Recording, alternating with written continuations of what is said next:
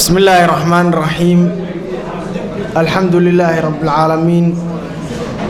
والصلاة والسلام على أشرف الأنبياء والمرسلين سيدنا ونبينا محمد صلى الله عليه وسلم ولا ليال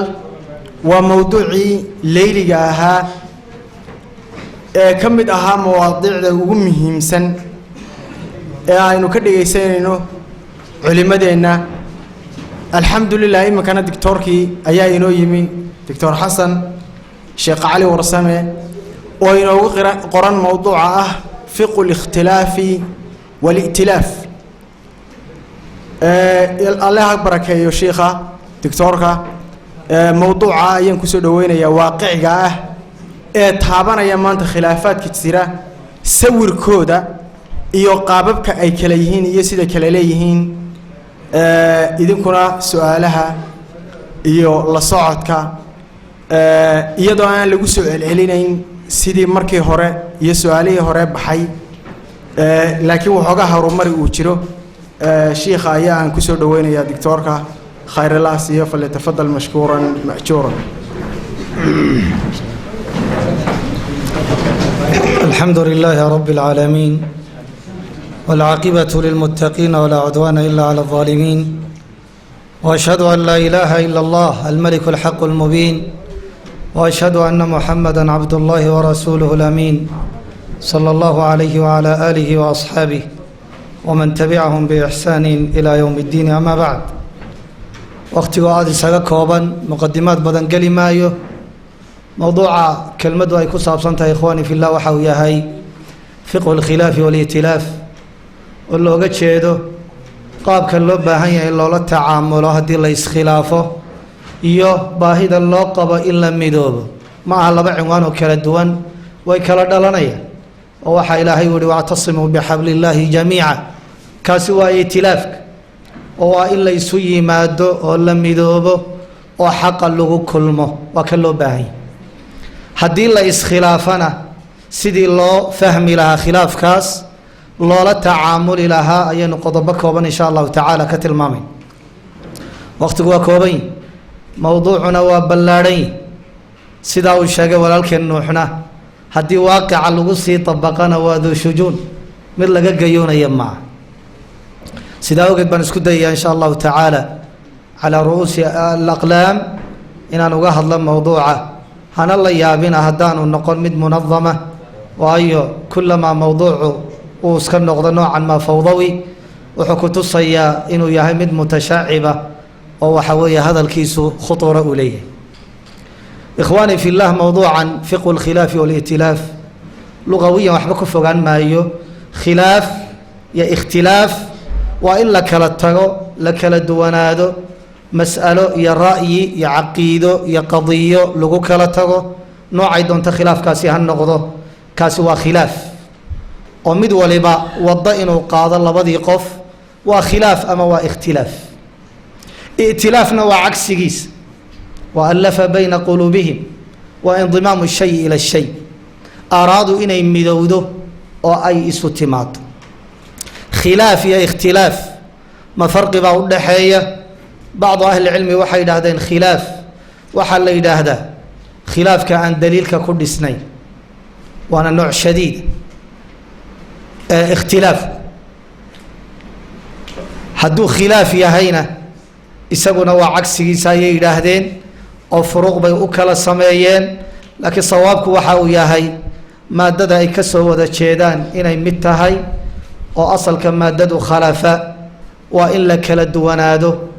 أو حوي يلا برا إيو كلا دوان لقاته أما الدليل هكل إسناد أما يانو كل إسناد wax farqiya lugawiyan waxa weeye uma dhaxeeyo walaw bacdu ahli ilcilmi istilaaxahaan ay markay isticmaalayaan ay tilmaamaan ikhtilaafku inuu ka adag yahay khilaafka ikhwaani fillah mawduucan ahmiyadiisu waxay ka imanaysaa qodobadan soo socda kow waxaanu leenahay mawduucani xilligan aynu taaganahay waa mid aynu aada ugu baahannahay sababtoo ah waxaynu ogsoonnahay khilaafaadku siday u badan yihiin iyo sida ummaddu ay u kala duwan tahay iyo aaraada kala duwan ee saaxada yaalla iyo naqdiga iyo khilaafka badan ee axyaanan gaaraya in la istilo ama dhiigga la daadiyo ayaa waxa weeye ina tusaya ahmiyada mowduucani xilligan mucaasirka uu inoo leeyahay. ta labaad ahmiyadiisu waxay ka dhalanaysaa in badan oo dalabatulcilmiga ama cilmiga u nisbo sheegta waxa weeye inaanay mowduucani aanu aada ugu dhacsanayn oo faham xumo badani inay ku dhacday oo qofkii laga yaabo muddo isagoo cilmiga dalbaya inuu yidhaahdo ummadda muslimka oo dhan inta uu taxo shiico iyo muctasilo iyo fulaaniya iyo fulaaniya shabaab ictisaam tabliiq ikhwaan islaax wa fulaan maxay ku kala duwan yihin waa dad muslimiine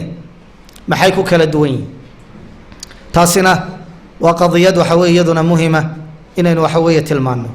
asbaabta waxaa ka mid ah mowduucan ahmiyadiisa tilmaamaya tacasubka badan ee dhacay ee lumiyey juhuud badan oo islaamka wax loogu qaban laha oo waxa weeye awooddii muslimiintana wiiqday oo dacfi badan ku keentay iyaduna waa mid keensanaysa waxaa ka mid ah mowduuca ahmiyadiisa waxyaabaha tilmaamaya iyo sida loogu baahan yahay in la cilaajiyo taxadiyaadka badan ee kala duwan ee dadka muslimiinta ah soo wajahay oo ay ka mid tahay xaaladda muslimiintu ay ku sugan yihiin oo ay dacfi ku sugan yihiin xilliga nabigu tilmaamay calayhi salaatu wasalaam inay ummadda ku iman doontaa xilli waxa weeye tatadaaca calaykum alumamu kama tatadaaca alakalatu calaa qascatiha takaalub alacdaa baa dhacay welibana acdaadaasi waa acdaa awood leh oo dhaqaale iyo taqniyo iyo waxa weeye awoodo kala duwan leh waa taxaddi muslimiinta soo wajahay muslimiintii oo iskhilaafay oo waxa weeye khilaafaadka dhexdooda dhacayna uu aada u batay oo ay ka soo dhex baxeen firqooyin aada u lunsan oo waxa weeye baadiyeysan oo muslimiinta dhibaato weyn u geystay oo bal waxa weeye dhiigooda daadiyey ama dhinac kale haddii aynu ka eegno qole way ku jihaadeen qolena jihaadkii bay ka fadhiisiiyeen qole way ku jihaadeen oo iyagiibay bannaysteen dhiigooda intay gaalaysiiyeen qolana waxa weeye jihaadkii bay kala dagaalameen nin yidhaahda jihaadku waa xilligan loo baahan yahay ma caalamka oo dhani hadda waa caalam muslim oo meel walba masaajida ka dhisan meel walba muslimiin baa jooga dhul gaala iyo dhul islaam way soo dhammaatay nin waxa weeye sidaa taasiilinaya iyo mid nusuustii jihaadka ee waxa weeye muslimiinta jihaadka ku guubaaminaysay ku macneeya in la baxo oo waxa weeye wareeg in la sameeyo waxa weeye ku macneeyey waxyaabahaasoo dhani wuxuu keenay muslimiintii dacfi buu ku keenay wuxuu ku keenay cadowgoodii inuu waxa weeye ka adkaado ayuu waxa weeye ku keenay ikhwaani fi llah mowduucan markaynu ka hadlayno waa inaynu qadaayaad tilmaanaa aada iyo aada u muhima khilaaf sidiisaba waa shar ka asal ahaan sida cabdullaahi ibnu mascuud markay iskhilaafeen cuhmaan ibnu cafaan ee mina cuhmaan salaadii uu ku itmaamiyey cabdullaahi ibnu mascuud waa kii la tukaday isagoo masalada ku khilaafsan oo tilmaamay waxaasi inaanay sunno ahayn oo ay ahayd salaada in la gaabiyo laakiin maca daalika waa la tukaday markuu la tukaday baa la weydiiyey waxaa la yidhi salaada mina in 4 laga dhiga waa diid haddana cuhmaan waad ku xidhat wuxuu ugu jawaabay alkhilaafu sharun in la iskhilaafaa waa shar taasina waa qadiyo musallama ka asaalatan laakiin waxaanu tilmaamaynaa khilaafku dhinac kale haddii aynu ka eegno waa shay qadariya oo kowniya oo waxa weeye lagu khasban yahay inuu dhaco alla subxaanaه wa tacaala wuxuu tilmaamay walaa yazaaluuna mukhtalifiin ilaa man raxima rabbuk dadku ka zuuli maayaan inay iskhilaafsan yihiin ciddii ilaahay uu u naxariistay mooyaane walidaalika khalaqahum waxaa la yidhi walilikhtilaafi khalaqahum bacdu salaf baa ku macneeyey walidaalika khalaqahum ay waliraxmati khalaqahumna waa lagu macneeyey laakiin maqsuudka haddaynu u jeednaa waxa ay tahay walaa yazaaluuna mukhtalifiin dadku ka zuuli maayaan inay iskhilaafayaan oo aaraadadu kala duwanaanayso waxaa kaloo la mid ah oo waxa weeye alla subxaanahu wa tacaala inoo tilmaamay walowlaa kalimatun sabaqat min rabbika laqudiya baynahum fima fiihi yakhtalifuun إلهي وحو تلمام كلمة وقدر كيوي حق الله كهر مرتها دي للاية ويدو أنا يتشري لهي وحوي وحا يسكو خلاف سيء والله كلا حكم الله أو خلاف كاسي ودمان الله إذن خلاف قوام الدعيون نبينا عليه الصلاة والسلام واشيغي مركو مستقبل كهد لي أمديس أو أمة الإجابة إن خلاف إيسو حديث افتراق الأمم نبي وككت المامي وستفترق هذه الأمة على 73 فرقة وخبر النبي كهد ليه ما أهتشيدين وتشيدين يا نبي إن لا خلافه لكن وحو كهد ليه وحا مستقبل كديعي دونا نبي عليه الصلاة والسلام وحو تلمامي ومدني إن خلاف بدني دحديعي دونه سيدا حديث عرباض بن سارية سننت كسقنا وتلمامي فإنه من يعش منكم فسيرى اختلافا كثيرا ولبنا النبي وحكو تلمامي خلاف كاسي خلاف بدن إنه يهي هدي وحوية للنولاده إذن خلاف قوام الدعيون علماء نوات تلمامين أو حوية ابن تيمية رحمه الله تعالى إساقوا مسألة تلمامية وحولي مجموع الفتاوى لا بد أن تقع الذنوب من هذه الأمة ولا بد أن يختلفوا فإن هذا من لوازم الطبع البشري لا يمكن لبني آدم أن يكونوا إلا كذلك وواضح بان فيلي يعني إن خلافان وطبيعة ابن آدم وأنا هرتلاء سدا إن يسو خلافيان ابن القيم رحمه الله تعالى لفتي سمعناها يسقط تلمامية في الصواعق المرسلة وحاولي أولي بنا السيعة الضينية خلاف كقاب كاللبة هي إلا ولا دغمه وحوري وقوع الاختلاف بين الناس أمر لا بد منه تدخلين خلافان وامد وحوية دعية لماذا؟ محاكينا يين خلافان شيخايا عدي لتفاوت إرادتهم وأفهامهم دوني تاندو دوا كلا دوين ومد ولبا وحبو الدمعسية أفهمتو دنا وكلا دوانته ونين ولبا مان كيسا يقرات كيسو انت وقارسيسية أيو حوية كو هضلي يا علمي كيسو وحيكالو حوية كو كلا دوين وحوية علمي يا مستواها أي توغانا وكو كلا دوين شيخ وحاوت المام لكن كمذموم كأه وبغي بعضهم على بعض وعدوان وإن لا يسكو حد قدبه كاسا وحوية لقدك توناني وإلا فإذا كان الاختلاف على وجه لا يؤدي إلى التباين والتحزب هذا خلاف كسيداية وأنو إن قارسين إن كالتاق يتحزب وكل من المختلفين متكست الله بدأ إسخلافي كمذا قصده طاعة الله ورسوله وياهي لم يضر ذلك الاختلاف فإنه أمر لا بد منه في النشأة الإنسانية ولكن إذا كان الأصل واحدا والغاية المطلوبة واحدة والطريق المسلوكة واحدة لم يكد يقع اختلاف هدي وضد القاضي أي متى منهجك أمدية نيدو أي وناكسنته سيدا بضن خلاف مدعو شيخو انتا كمدي وحاولي وإن وقع يدو سيدا ليه هدي خلاف دعو وإن وقع كان اختلافا لا يضر هدي دعبا يدو منهجك أمديسية وعقيدة أي مديسنته ومسترك يمرجع أمديسية خلاف كاسم معها طبعا نيوانا أكسن ولصعده ومشى هوا آني أولين كاسي وحو النقونية ميدان خلاف كينين كاسنا وخلاف كي كدعي صحابتي يا سلف كي كدعي تصاريال بدن بينو هلين صحابتي مسائل بدن بيسكو خلافه نبي قد مشدي سوينو اوغينو يسكو خلافه عمر بن الخطاب وادي ابي بكر باكو قنعيي waxay isku khilaafeen markuu dhintaalkii lagu aasay khilaaf ba ka dhacay masaa'il badan baynu soo helaynaa saxaabada ay isku khilaafeen aaskii nabiga marka la aasay ka bacdi waxa la isku khilaaf xilkii nabiga calayhi salaatu wasalaam uu ka tagay mas'uuliyadii yaa qabanaya baa la isku khilaaf yaa khaliif noqonay oo ummadda hagaya baa la isku khilaaf masaa'il badan bay isku khilaafeen laakiin masaa'ishaasi ma keenin baqi iyo cudwaan may keenin kala tag may keenin isku dhac may keenin waayo waa masaa'il waxa weeye aan keenin dhibaata aanay ka dhalan maadaama ujeedadooduna ay wanaagsan tahay oo niyadoodu ay fiican tahay manhajka iyo wadada ay ku socdaana ay iska waafaqsan yihiin dhibaato badan khilaafka kama dhalan salafkii baa lamida khilaaf badan oo ay iskhilaafeen wax dhibaato weyn kama dhalan qadiyadaasina waa muhim in waxa weeye haddii la iskhilaafo dib baynu uga cadayn doonaa insha allahu tacaala in waxyaabaha khilaaf waa dhacaya oo ahlu sunnaha iyo salafiyiinta dhexdooda iskhilaafaya laakiin khilaafkaasi waa in dawaabidiisa la ilaaliyo si dhibaatada iyo sharka khilaafka ka dhalanaya loo yareeyo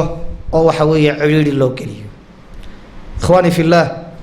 ta waxaan uga gudbayaa khilaafku wuxuu u qaybsamaa noocyada uu qaybsamana in la fahmo aad iyo aad bay muhiim u tahay waayo khilaaf kasta isku mustawa maaha isku martabana ma aha imaamu shaafici raximahu llahu tacaala ayaa waxa uu tilmaamay waxa uu ihi ahlulcilmigu qadiiman wa xadiidan kamay zuulayn inay iskhilaafaan kamay zuulayn haddaad ii weydiisaan hal yasacuhum dalik ahlulcilmigu inay iskhilaafaan ma deeqaysa yacni mid la aqbalaya ma tahay inay iskhilaafaan waxaan kaaga jawaabayaa buuhi imaamu shaafici laba weji ama laba qaab baan u kala qaadaya midi waxa uu yahay khilaafaan la ogolay oo aan bannaanayn midina waxa uu yahay khilaaf la ogol yahay oo saa'iqa imaamu shaafici baa sidaa u kala caddeeyey waxa uu ihi axaduhuma muxaram walaa aqulu dalika fi laakhar fain qulta ama alikhtilaafu lmuxaram haddaad ii weydiisa khilaafka ama ikhtilaafka aan bannaanayn waa kuma qultu waxaan odhanaya haddaan shaafici yahay kulu maa aqaama allahu bihi alxujata fi kitaabih aw calaa lisaani nabiyi sala allahu calayhi wasalam mansuusan baynana lam yaxila alikhtilaafu fiihi liman calima wama kana min dalik yaxtamilu ta'wiila aw qiyaasa labadaa nooc ayuu sheikhu u kala qaaday wixii ilaahay kitaabkiisa uu ku caddeeyey nebi maxamed calayhi salaatu wasalaam sunnada saxiixa uu ku caddeeyey ee welibana mansuuska ah ee waxa weeye la naskareeye ku cad masaladaas ka noocaasa in la isku khilaafaa ma bannaana khilaafkiisuna shar buu noqonay cagsiga haddii uu yahay oo daliilkaasi ta'wiil uu aqbalayo saa'iqa ama masaladii qiyaas uu gelayo ijtihaad uu gelayo iyada in la isku khilaafaa bannaan tusaalayaal badanna waynu u helaynaa laakiin hal tusaaleynu usoo qaadanaynaa xadiidkii cabdillaahi bni cumar ee saxiixeynka ku sugnaa nabigu calayhi salaatu wasalaam markuu doonaya saxaabadu ghaswat lkhandaq laga soo baxay ee nabigu doonaya inay u degdegaan bani qurayda inay ku duulaan oo waxa weeye ballantii nabiga ay la galeen buriyey nabigu waxa uhi laa yusaliyanna axadukum alcasra ila fi bani qurayda nahyigaasuu nabigu bixiyey oo uu leeyahay salaada casar ha ku tukanina meel aan ahayn duleedka bani qurayda kadibna saxaabadii waa baxeen oo waa dhaqaaqeen jidka markay sii socdeen bay salaadii usoo gashay dabeedna saxaabadii qola waxay noqdeen ahlu daahir bay noqdeen oo naskay ku dhageen oo waxay yidhaahdeen waa la inoo diiday meeshii nebigu inoo jideeyo ah banu qurayda duleedkooda meel aan ahayn inaynu ku tukanno waa la inoo diiday sidaa awgeed salaada wakhtigeedu haba baxo aynu tagno meeshii nabigu inoo sheegay calayhi salaatu wasalaam qolo sidaasay qaateen oo naskii bay qaateen qolo kalena dhinaca kale istaageen oo waxay yidhaahdeen lam yurad mina dalik taa laynagama doonayn oo nabigu calayhi salaatu wasalaam taa uma jeedin waxa laynooga jeedo laynaga doonayay inaynu degdegno sidaasuu nabigu sidaa u lahaa laakiin salaadu hadday inoo soo gasho meeshaa inoogu soo gasho waa inaynu ku tukannaa wakhtigeedii loogu talagalayna waa inaynu tukannaa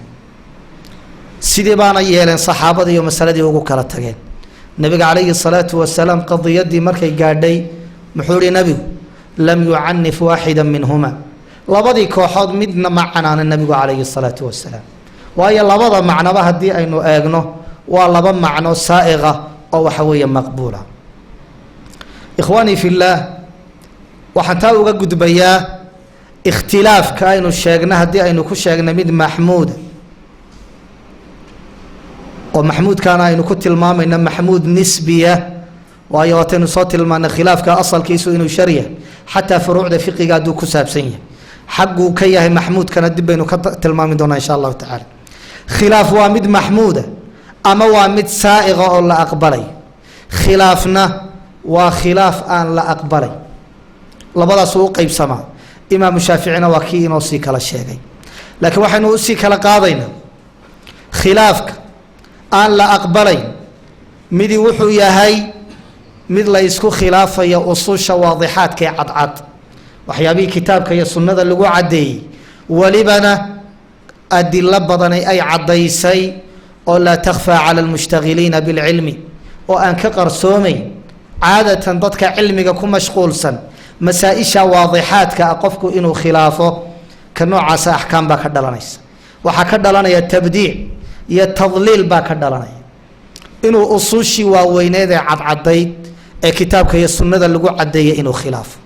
أحكام بانا كدلانيس هدي لا تضليليو ولا تبديعيو وحكد لنا التعامل إنه يش لو لا تعامل أيه ولفتيس تفاصيل يا موضوع كلا أباه وهذا إننا نفردين خلاف لبعضنا وخلاف دليل خلاف أيه لكن تاكسوكية قفكي ومعذور هدو مسألة داس وخلافه لغونا تضليل ماي لكن waxaa loo baahan yahay khaladkiisa in la cadeeyo khaladkiisa in la cadeeyo xadiidkii Amr ibn al-Aas ee saxiixaynka ku sugnaa nabigu alayhi salatu wasalaam waa kii tilmaamay idha ijtahada al-hakim fa asaba falahu ajran wa nabigu tilmaamay alayhi salatu wasalaam wa idha ijtahada fa akhta'a falahu ajrun wahid waxa la tilmaamay masaladu inay mas'ala ijtihaadiyah tahay haduu gafana hal ajr buu leeyahay hadduu sawaabkii helana wuxuu leeyahay laba ajar buu helaya idan takhti'a meeshii waa taallaa laakiin waxaan oolin tadliil iyo tabdiic iyo tafsiiq baan oolin idan mas'aladaasina waa mas'alo labaad oo iyadana aynu tanbiihinayno taasina waxay kaa anfacaysaa yaa طaalib alcilmi طaalibulcilmigow khilaafka saaxada yaalla inaad taa ku dhisto طaa'ifo ama shaksi mucayana usul waaweyn oo cad oo ahlu sunnuhu isku waafaqeen oo saxaabada ijmaacoodii lagu soo naqliyey adilada kitaabka iyo sunnada masalada ku timina ay caddahay ay waadixa tahay ususha ninkii khilaafa ahlulbidac buu ku noqonaya tacaamulkii ahlulbidacana waa qaadanaya xasaba alxaaja wa xasaba alwaaqic wa xasaba almasaalix walmafaasid iyadoo loo eegayo taasi waa mid ta labaad inuu khilaafku yahay kaa mid ka sokeeya خطأ ماشي ويالا دليل بالله خلافي لكن ما قارسيسنا أصول عاد وأنا مسألة هذا ضدكم يسكو خلدان قل ياها تبديع كفو قادي ووحيابها يكون رقمان مسألة كستا وأكتو ذاك حق بضت التبديع بيكداليان ووحي كدقان أصل كلية إنيتاه يقو كدقا يدليل كستو أنصحي إنو أصل كلية ووحي أرونيان مسألة وحكو تصي حديث متفق عليه يبا كتصي لكن حديث كواحد لغا يابا دلالة سين لغو خلافه وحال لغا يابا حديث كاس أدلة كلا إني خلافتي أيا لغا يابا أو كتاب يسنة له تاسنا واتكين تيدد بدن إني تبديع كفو قادان يقوى أصوشا كدقيا مسألة انتو الدليل أضوانا يكدبنا لمسألة ذني وعده ما دام دليل كدوان صحينا وأصل كل ينكي خلافانا وكبد عبيا تصال يشهدون وبدين على سبيل المثال وحكم ذا مسألة كصابصا الموازنة بين الحسنات والسيئات وأضلوا النقاش قف كلا النقديني إن لا يسوء خلط كيس يا صواب كيس ومسألة لقى هضلو قولي هذا دي عدل النقديني وإن حسنات كيسان الله شاقه مواجبة مسواجب ما صحيح وحويا إنني واجبة هاي لكن إن الله شاقه قول له iyo waxa weeye qolole in la sheega ma oo mas'ala la isku hayo laakiin dad baa soo baxay oranaya ninka qaacidada ku dhaqma al muwazanatu bayna al hasanati was sayyi'at wuxuu ibtaliyay nusuusti tilmaamaysay ahlul bid'ah ama ahlul mukhalafaha illa naqdiyo ayu babi oo naqdigiibu wuxuu ku larayaa ku lamaanaynaya amaan iyo naqdina meesha ma wada galaan idan nusuustaas meeshii ka baxday سيدا أوجد أصل كلية أي خلاف نك موازنة كنا أهل السنة ما أهل البدع بكون نقني وتصالح أن وحوي قضية دا كت المامي إذن آد وحا مهم قفكو إنو كلا فهمه مسائش وحوي اللغو كلا تكسية inuu waxa weeye fahmo aad iyo aad bay muhiim u tahay waxaan uga gudbayaa qadiyada noocaas ee khilaafka aan ku qaybinayo khilaafaad qaybo kale waa jiraan oo ikhtilaafku wuxuu u qaybsamaa ikhtilaafu tanawuc iyo ikhtilaafu tadaad oo xaqiiqadiisu tanawuc aanu ahayn khilaaf wax saameynaya waxaynu ogsoonnahay salaada haddii aynu xidhanayno adciyo badan oo kala duwan baa laynoo jiday salliga nabiga calayhi salaatu wasalaam qaabab kala duwan baa saxiixaynka iyo sunanta ku sugan oo nabiga loogu salliyo tashahudka salaad qaabab badan baa laynoogu sheegay aayaadka salafku markay macnaynayaan khilaaf badani wuxuu noqdaa tanawuc buu noqdaa ihdina asiraata almustaqiim waa qur-aanka waxa weeye waxaa kaloo lagu macneeyaa alislaam waxaa lagu macneeyaa sunna macaani badan baa lagu sheegay laakiin meel isugu wada imanaya kaasi waa ikhtilaafu tanawuc khilaafna kama dhasho kala duwanaanshaahun baa ikhtilaaf lagu sheegay ikhtilaafka labaadna waa ikhtilaafu tadaad waa kaynu ka hadlaynay qaybihii aynu soo sheegnayna aynu u qaybinaynay aynu ka soo hadalnay waxaan dib ugu noqonayaa khilaafka bacdu ahlilcilmi ay ku sheegaan inuu maxmuud yahay oo aynu leenahay waa ikhtilaafka saa'iqee la aqbalay wailaa muطlaqan maxmuudu ma aha khilaafka noocaasa aynu tusaalayaasha badan usoo sheegnay khilaafkaas dhinac haddii aynu ka eegno waxaa ku sugan naxariis baa ku sugan ikhtilaafu ummati raxma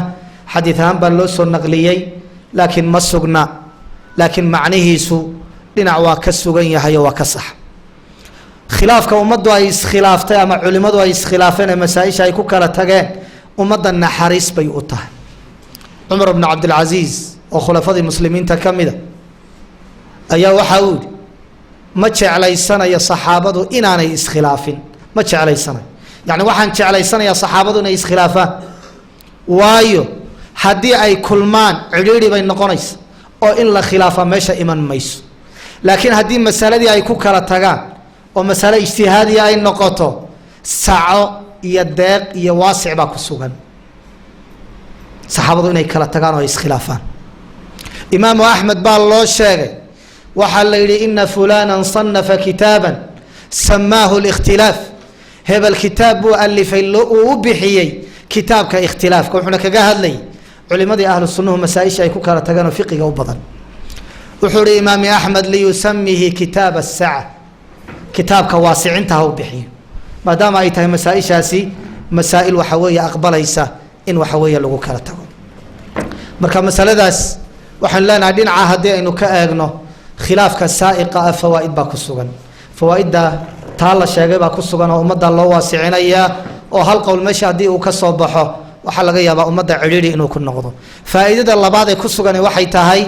in waxa weeye aaraada lagu kala duwanaado ijtihaadiga ah waxa weeye meesha ka soo baxaysa in baxthi iyo tatabuc iyo dabagal iyo muqaarano iyo istiqsaa in la sameeyo oo cilmigu uu ku kobco oo haddii masaladii hal qowl laga sheego oo hal qowl lagu wada tago waxaa laga yaabaa masaladaas inaan aada loo fahmin laakiin aqwaal kala duwan haddii laga yeesho waxaa laga yaabaa qofku baadhitaan badan inuu ku sameeyo dabagal badan inuu ku sameeyo taasina ay ka dhashaan fawaa'id waxa weeye aada iyo aada u badan waxaynu ogsoonnahay fiqiga laba qaab baa loo dhigtaa fiqi muqaarana iyo fiqi madhabiya ninku hadduu qaato madhab matnigii hadduu qaato oo maalan salaatu lkusuuf oo sida shaaficiyadu ay u qabaan uu qaato ama baab buyuucda ka mida uu u qaato madhab uu ka qaato qowl keliya uu ku socdo waxaa laga yaabaa ishkaalaad badan inay kusoo baxaan waxyaabo badan uu fahmi waayo laakiin haddii fiqi muqaaran loo dhigo oo aqwaashii culimada waxa weeye la isdhinac dhigo qowlkii shaaficiyada ku adkaaday waxaa laga yaabaa maalikiyada oo qowlkaa tafsiil geliyo laba xaalo u kala qaada inay masaladii u jilciso uu fahmo idan kala duwanaanshuhu wuxuu noqonayaa nowcan min asharxi liusuuli tilka almas'ala ayuu waxa weeye noqonaya intaa waxaan uga gudbayaa ikhwaanii fi llah mas'alo haddii masaa-isha la doonayo khilaafiga in laga hadlo oo qofku uu doonayo laba daa'ifo ama laba qof oo mas'alo ku kala tegay inuu waxa weeye ka hadlo ama qowl uu ka dhiibto taalibulcilmi ama qanaaco inuu ka qaato waa inuu khutuwaadkan waxa weeye maraa si uu qowlka sawaabka u gaadho qanaaco qofku uu ku qanco oo waxa weeye ilaahay uu ugu dhowaanayo uu ugu socdo khutuwaadkan isaga waa inuu isticmaalo koow waa inuu labadaa qolo ama labadaa qof ama labadaa qowl ama labadaa manhaj ama labadaa mas'alo ee lagu kala tegay aqwaasheeda waa inuu ka soo qaataa usuusheeda iyo meelihii asalka u ahaa oo aqwaashaas uu ku sameeyaa taxqiiq uu ku sameeyaa iyo sugnaansho ciddii loo nisbeynayay uu taxqiiq ku sameeya waa khudwada koowaad oo waxaa dhacda in dad qowl loo nisbeeyo aan ka sugnayn ama loo nisbeeyo qowl quyuudi la socoto oo qowlkaa ay qabaan quyuudi ay la socoto iyo dawaabidii ay la socoto oo iطlaaqiisa aanay qabin iطlaaq ahaanna loogu nisbeeyo xaqiiqaduna ay tahay qowlkaa iطlaaqee sii daysan aanay qabin qoladaasi idan waxay noqonayaan aad maantaba ka shaqaynaysa waa biyo coldhaanshay wey waxba meesha ka soo bixi maaya waa inaad tadqiiqisaa oo taxqiijisaa aqwaashaas taasi waa mas'alo welibana usuusheeda iyo kutubteeda waa inaad u noqotaa ta labaad maxalu nisaaca inaad taxqiijiso in badan waxaa dhacda qofka aalibulcilmiga inaanu fahmin waxa la ysku hayo sidaa awgeed mataahaad uu ku noolaado khilaafka hadda saaxada aadka u yaalla waa masalada ku saabsan tandiim dacawiya ma la samaysanaya ama jamaaca dacawiya ma la samaysanaya marka laga hadlayo dadka qaar dhinac bay ka istaagaan oo halkan waxay soo dhigtaan jamaaca haddii la sameeyo waxa weeye waxaa lagu dhacay tafaruq baa lagu dhacay walaa tafaraquu min aladiina faraquu diinahum dhinacaas waxa weeye ka istaagay masaladaasna qofka loo daliishanaya waa qabaa inaanay bannaanayn oo ninka tandiim dacawiya banaynaya wuxuu leeyahay tafaruqu ma banaana ummaddu inay kala tagtaana ma banaana aniguna ma qabo idan waxaad u baahan tahay hadday sidaa tahay maxalu nisaaca halka laysku hayo inaad fahanto oo aad taxqiiq ku samayso iyaduna aad iyo aad bay muhim u tahay qofka aalibulcilmiga ta saddexaad qolo walba iyo daliilkooda inaad ogaato waxa ay daliishanayaan oo adiladooda aada jamciso waa mid saddexaad oo lagaaga baahan yahay waxaa kaloo lagaaga baahan yahay daliilkooda haddaad ogaato wajhul istidlaalkana inaad ogaato waa muhim qaabka ay u daliishanayaan oo waxaa laga yaabaa dee daliilku inaanu daliil u ahayn oo qaabka ay u daliishanayaan qawaaciddii iyo usuulkii ahayd inaan lagu socon baa laga yaaba taana inaad fahanto aad iyo aad bay muhim u tahay waxaa muhima qolo waliba qolada kale waxay ugu jawaabeen ee adiladooda ay kaga jawaabeen iyadana si hufan inaad u eegto aad iyo aad bay iyaduna muhim u tahay waxaa muhima bushintaas haddii qola ay kasii jawaabto iyadana inaad ogaato oo si tafatiran aad u eegto ayaa iyaduna muhima waxaa kaloo muhima khilaafka maxaa ka dhalanaya haddii khilaafkii maantaba haddii la wado midha haddaanu ka dhalanay ama nihaayadu ay tahay mas'alo aqbalaysa in la ysku khilaafo iyaduna waxay noqonaysaa in la ogaado midhaha ka dhalanay haddii masaladii tabdiic ka dhalanay oo usuul waaweyn ay tahay dee tabdiic iyo tafsiiq iyo tadliil baa ka dhalanay haddii ay noqoto mas'alo leh khata iyo sawaab laakiin aan la ysku bidcaynayn iyaduna waa midho kaaga soo baxay haddii ay noqoto mas'alo labaduba aanay kala xoog badnayn oo labaduba ay ixtimaalayaan inay sawaab tahay khilaafkuna uu yahay khilaaf qawiya iyaduna waa midho kaaga soo baxaya midhaha kaaga soo baxayana iyadana waa inaad calaamadsato oo aad waxa weeye aad iyo aad u fahanto waxaa ugu dambaynaya adiga iyo cilmigaagu halka uu ku dhigo khilaafkaas wixii aad ku kala xoog badnaysiinaysay tarjiixa iyo qawaaciddiisa inaad iyadana isticmaasho oo waxa weeye adoo ku soconaya qawaaciddii wax lagu kala xoog badnaysiinay inaad waxa weeye kadibna aqwaasha aad kala xoog badnaysiiso ayaa waxa weeye lagaaga baahanya waxaan mawduuca uga gudbayaa ikhwaani fi اllaah mawduuc kale ku saabsan maxaa keenay ama asbaabta keenaysa fiqul khilaafku inuu inaga maqnaado waaqicina walibana Soomaaliyeed hadii aynu eegno aad iyo aad buu inooga maqan yahay waxyaabo badan oo ku saabsan fiqul khilaafka asbaabta keentay waxa ka ah ضعف التحصيل العلمي تحصيل كي علمي هاينو ضعف كسوغيه oo qofkii masaa'ishii u baahnayd ee la isku hayay ee u baahnaa inuu cilmi u yeesho waa laga yaabaa qofkii usuulkii iyo fiqigii iyo naxwihii inuu macaahidda iyo wax ka soo qaatay laakiin masaa'ishan inaanu waxa weeye ta'siil ku samayn baaritaan ku samayn maraajicdii asalka ahayd u noqon ضعفigaas taxsiilka cilmiga ah waa muhiim asbaabta keentay ayuu ka mid yahay waxaa ka mid ah asbaabta alkhalal fi fahmi maqaasid اlislaam diinta islaamka maqaasidiisa in la fahmi waayo ama khalal uu galo iyaduna waa waxyaabaha keena waxa weeye asbaabta keenta khilaafka iyo azmadan hadda aynu ku sugannahay ayay waxa weeye ka mid tahay waxaa ka mid ah alhawa walistibdaad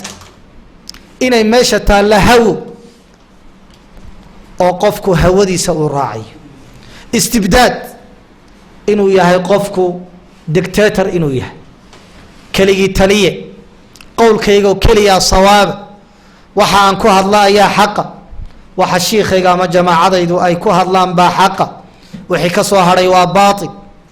iyaduna waa dhibaatooyinka dhaca ayay ka mid tahay tusaalayaasha waxaa ka mid ah istibdaadkaas oo kale qoladan ghulaatu salafiya loo bixiya ama jadiidiyada loo bixiyay ayaa hadda waxay ta'siiliyaan alri'aasatu alcilmiya in la yeesho waxa weeye qiyaada cilmiya ummadda culimaa hagta taa waynu isku waafaqsannahay laakiin iyagu sida ay ku tatbiiqinayaan ay ku macnaynayaan waa mid ka duwan macnaha iyagu u wataan waxay tahay intii dowlad joogta ama caalamkaba in hal nin la daba fadhiisto ninka inoogu cilmiga badan qadiyadaasina dee waxaa laga yaabaa inaan la isku waafaqin ninka ugu cilmiga badan cala aliطlaaq in waxa weeye ninka ugu cilmiga badan si mutlaqa tabaciyad taama in la siiyo waa ususha ay ku socdaan niman badan oo manhajka u ololeeyaana anigaaba dhagahayga kaga maqlay si mubaashira oo waxa weeye golo aan fadhiyo ayay kaga hadleen dacwadayadu ma aha dacwada jamaacaadka loo codeeyo ee la yiraahdo doorashooyinkii waxa weeye la qabanay ee la oranayo hebel baan u codeyno inuu hogaaminay ee waxa weeye ninka inoogu aqoonta badan ayaa waxa weeye inuu hogaaminay nabi maxamed alayhi salaatu wasalaam baynu ogsoonna isagoo macsuum oo loo waxyoonayo afdalul khalqiya ayaa ilaahay muxuu washaawirhum fil amri wa amruhum shura baynahum wa nabi maxamed alayhi salaatu wasalaam ta iyagu ku socdaana hadda waa alistibdaad oo ninka sheekha wixii ka soo baxa ayuun baa la qaadanaya ninkii waxa weeye la taliya ama ra'yi ka duwan keenaana manhajka ayuu ka baxay alistibdaad طيب طيب الهوى وما أدراك ما الهوى isaguna asbaabta ugu waaweyn ee dhibaatooyinka keenay buu ka mid yahay waxaan ogsoonaa Allah subhanahu wa ta'ala inuu aad iyo aad inooga digay hawada iyo itibaaceeda adilada ku timi aad bay u badan tahay waxaana la tilmaamay qofka hawada iska ilaaliya naftiisa ka ilaaliya inuu waxa weeye qofkaasi jannada galayo wa amma man khafa maqama rabbi wa nahaa an-nafsa 'anil hawa fa inna al-jannata hiya al-ma'wa qodobkaasaan dul istaagaya insha Allah ta'ala qodobada kale waqtiga ka dhamaaday hawadu waa waxa ugu weyn ee hadda waxa weeye khilaafka keenay ضعف badan baa dhacay tadayinkii baa daciifay iltizaamkii iyo istiqaamadii baa naqsi galay وبالتالي waxa batay hawadii baa badatay hawadaasina asnaaf wa alwaan noocyo badan bay noqotay oo waxay galaysaa hawal maad qofkii waxa laga yaaba mabda'an wato in waxa weeye ama manhajkaas shaqo in laga siiyay sida awgeed isagoo wadiifo ila shanay ama waxa weeye xoogaa mataacu dunya ila shanay inuu manhajkaas waxa weeye ugu dhaganaado ama masaladaas hawal maad hawa sulta wal ri'aasa ayaa kamida qofku xil uu hayo ama mansib ama jagal loo magacaabay ilaashadu ilaashanayo inuu waxa weeye iyadana masaladii waxa weeye ugu fogaado ugu talax tago hawada waxaa ka mid ah hawa alqabaliy qofku inuu waxa weeye casabiye qabaliya ama casabiye uu shiikhu hayo inay ku dhacday kadibna liajli qabiilatihi mabda'a ama manhajkaas shiikhaasi uu qaba isku qabiilka yihiin inuu sidaa u qaato sidii laga sheegay ninkii waxa weeye bani xaniife ahaa ee yidhi waxa weeye saadiqa ahlu maka waxaa nooga fiican beenaalaha bani xaniifa ayaa nooga fiican oo noo dhaama tiibaad mooda haddana waaqiceena inay taallo noocan maa oo dad badani waxa weeye ay ku dhaqmayaan oo iyaduna noqonaysa noocan maa min alhawa noqonaysa hawadu waxaa laga yaabaa dad badani inaanay ku tanabuhin laakiin khutuuradeedu aad iyo aad bay halis u tahay waxaan tilmaamayaa alimaam almucallimi cabduraxmaan ibnu yaxya almucallim alyamani markuu masalada hawada ka hadlayay oo uu ka hadlayay sida ay halista u tahay ee laga yaabo qof walba inay ugu imanayso waxa uu tilmaamay waxa uu yihi waxaan fadhiistaa meel baan fadhiistaa dabeedna masale cilmiyaan soo qaada masaladii cilmiga ahayd ayaan waxaan isugu qaybiyaa laba qaybood oo nafteydaan laba ka dhiga si aan masalada aan uga niqaasho laba mucallimi baan iska dhigaa masaladii bay naftaydu wada niqaashtaa iyadoo laba ah masaladaa sidaasaan ka qaba oo maxaad u daliishanaysa aayaddaasaan u daliishanaya qaabkeebaad ugu daliishanaysa qaabka noocaas oo wejigaasi sax maa naftayda ay isu jawaabaysay wuxuu ihi masaladii sidaan u waday waa keligay ayaa waxaan ogaaday inay dhinac ila wanaagsanaatay dhinac baan jeclaystay dabeedna wuxuu ihi naftaydii labada ahayd ee wada socotee sinnayd ee aan u sinnaa ayaan dhinac markaan jeclaystay baan dhinacii adilada u badiyey jawaabihii adiladaa lagaga jawaabayeyna waan gaabiyo waan daciifiyey wuxuu ihi sidaasaan u waday naftaydii baan ka ogaaday masaladii aan anigu waxaweye ka wada hadlayay naftayda inaan dhinac u batay oo dhinac macaansaday oo insaafkii aan ka baxay wuxuu ihi masaladii haddaan ula soo baxo oo aan masaladii ku dhawaaqo oo aan muujiyo oo maalan khudbadii jimca masjid baan kaga hadlay wuxuu ihi dadkii baa iga ogaado hadda waaba layska duuba watan fideoga layska duubay caalamka o dhan bay ka dhacaysa laakiin xilligaa isagu fideona lama aqoon lamana duubay masaladii haddii dad iga maqlaan wuxuu ihi waxaan ogaaday inay adkaanaysa inaan ka noqdo oo shiikh shalay soodigii sidaa nalahaa ishkaal baa ka imanaya wuxuu ihi taasina adkaan bay keenaysa masaladii aan muujiye haddii cidi igu khilaafto oo nin yidhahdo waxaad sheegaysaa sax maaha adiladaaduna waa ka kac wuxuu ihi taasina way igu sii adkaynaysaa inaan ka noqdo xaqiiqatan masaladaa hawadu sidaasay halis u tahay waxaan aad iyo aad dalabatulcilmiga ugu naseexaynaya oo waxaa weeye aadaabtaydii ka mid ahaa oo hadda kusoo gabagabaynaya qadiyadda ku saabsan altajarudu min alhawa qofku inuu ka maran yahay hawo iyo waxa weeye tabaciyo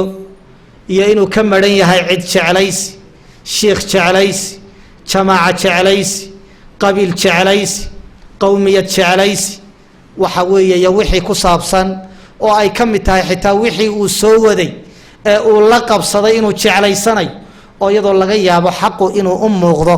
inuu jeclaysanayo sidii uu la soo qabsaday caadaystay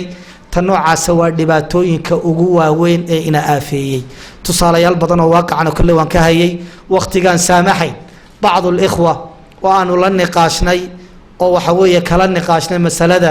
tabdiica ictisaamka markii aanu masaladaas soo xidhnay ee xaggii adiladii iyo niqaashkii aanu soo dhammaynay ee aanu soo dhadhaweynay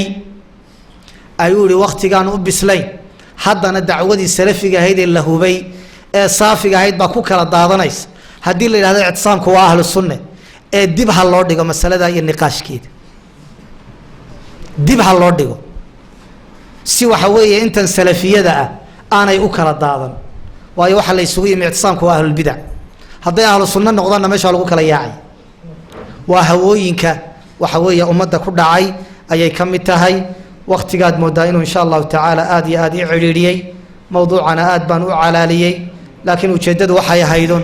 inaan iftiimin bacd alqadaaya iftiimiyo oo ilaa mowduuc intaa ka badan buu u baahan yahay shiikhayga baa iga dambeeya kolley in sha allahu tacaala oo aanan waqtiga ka qaadanayn intaasaan kusoo gabagabaynaya wallahu aclam wsala allahu wasalama calaa nabiyina muxamed wacala aalihi wasaxbihi wasalam. ilaahay subxaanahu wa tacaala ha ka abaalmariyo doctoorka kelmadda qiimaha iyo qaayaha badan